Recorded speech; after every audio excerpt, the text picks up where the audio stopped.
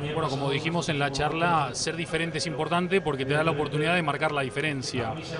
En los últimos años han irrumpido con mucha fuerza muchos países nuevos, muchos destinos nuevos. El turismo no deja de ser una locomotora de negocios para muchos países, muchos de los cuales viven solamente de ellos. España está en la élite mundial, tercer país del mundo en recibimiento de turistas. El 2011 se cerró con 57 millones de turistas internacionales. Sin embargo, es interesante porque supera a Francia, porque la media de estadía en Francia son 4 días y en España son 8. ¿Cómo están trabajando las diferentes marcas o comunidades autónomas?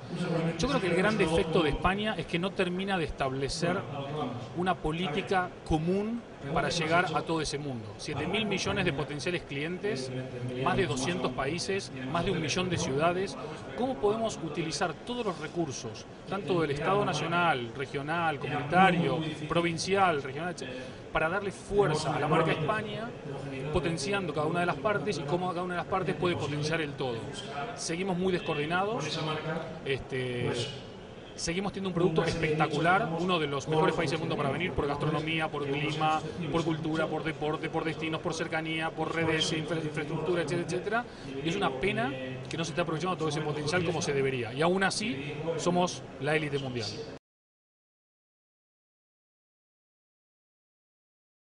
Yo, sinceramente, me cuesta mucho opinar sobre una campaña donde no sé qué es lo que pidió el cliente.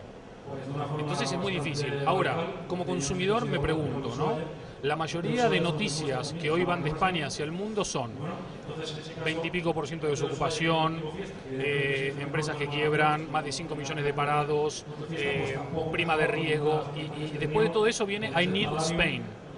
La gente que está en Rusia o en China o en Latinoamérica dice, no, I don't need Spain, ¿no? Esto es un poco irónico, un poco en broma, pero tiene mucho que ver con la percepción de marca país, con la percepción de marca turismo. La marca turismo no puede ir desconectada de la marca país. Es parte de esa estrategia global de marca.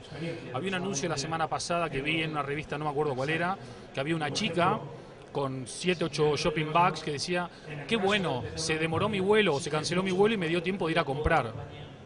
Digo, por un lado, a nadie le da alegría que se cancele el vuelo, y aunque España es un destino muy interesante por muchas cosas, no creo que el shopping sea el primer punto de interés de venir a España. Hay tantos otros antes que no entiendo muy bien la política de posicionamiento que se le quiere dar. Pero seguramente es una muy buena explicación y esa gente que sabe mucho más que yo que lo está haciendo por alguna razón que a mí se me escapa.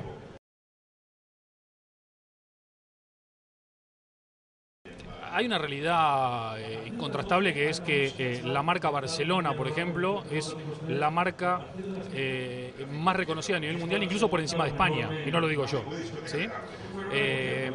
Seguramente muchas comunidades autónomas lo estén haciendo muy bien, no estoy al tanto de todo lo que hacen todas.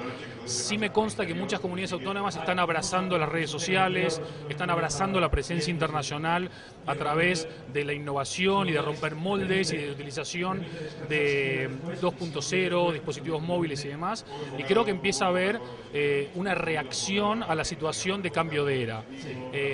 Lo suyo hubiese sido no tener una reacción, sino tener una acción. Pero bueno, también es buena la reacción a nada.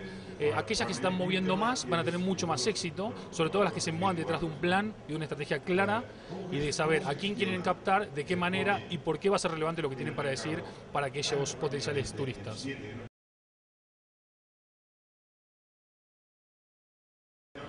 Sí, una de las cosas interesantes de Internet, primero, es que no se ve tu tamaño.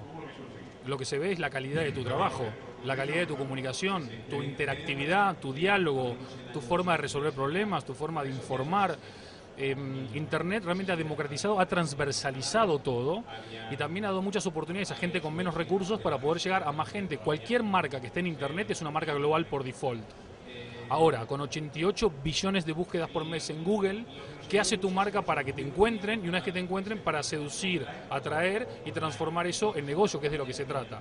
Una vez que transformaste negocio, tenés que transformar esa experiencia en imborrable para que la gente después la comparta y así sean embajadores de tu marca.